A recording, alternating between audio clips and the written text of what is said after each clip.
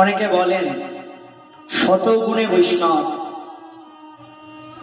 না না, বৈষ্ণবের শুধুমাত্র 100টা গুণ নয়, ভগবানের যত গুণ বৈষ্ণবের শরীরে সব গুণ বিরাজমান। সর্বমহা গুণগণ বৈষ্ণব শরীরে, যত মহা গুণ আছে জগতে সব বৈষ্ণব ঠাকুরের শরীরে অবস্থান করে। কৃষ্ণ ভক্তে কৃষ্ণের গুণ সকলে সঞ্চারে, বৈষ্ণবের দেহে সর্ব মহা গুণ অবস্থান করছে। ভগবানের যত গুণ, সব গুণ যেন বৈষ্ণবের শরীরে অবস্থান করে। বৈষ্ণব ঠাকুর তিনি ভগবানকে সবসময় চিন্তন করেন, আর সবসময় চিন্তন করতে করতে করতে করতে ভগবানকে বশ করে ফেলেন। এবার ভগবান তার বশ হয়ে গেছে। এবার ভগবান কি করেছেন জানো?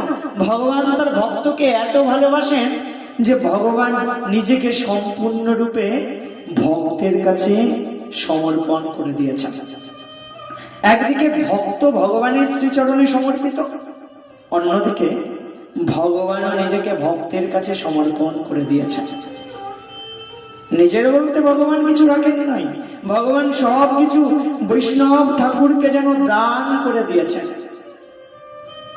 তাই তো ভগবানের শরীরে যত গুণ বিরাজমান, সব গুণ বৈষ্ণব ঠাকুরের শরীরেও বিরাজ করছে।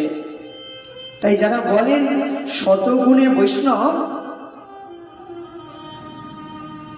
তারাও আসলে জানেন না যে বৈষ্ণবের শরীরে শুধুমাত্র শতগুণ নয়, বৈষ্ণবের শরীরে যে আসলে কত গুণ বিরাজ করছে তা এক মুখে বর্ণনা করা সম্ভব নয়।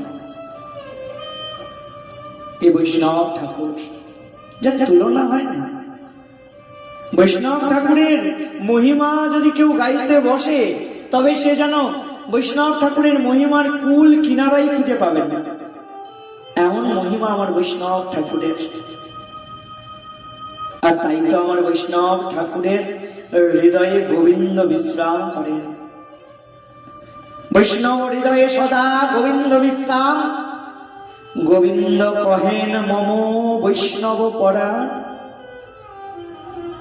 ভগবান বারবার করে বলেন বৈষ্ণব আমার প্রাণ গো, বৈষ্ণবের হৃদয়ে আমি অবস্থান করি, বৈষ্ণব আমার প্রাণ প্রাণ প্রাণ।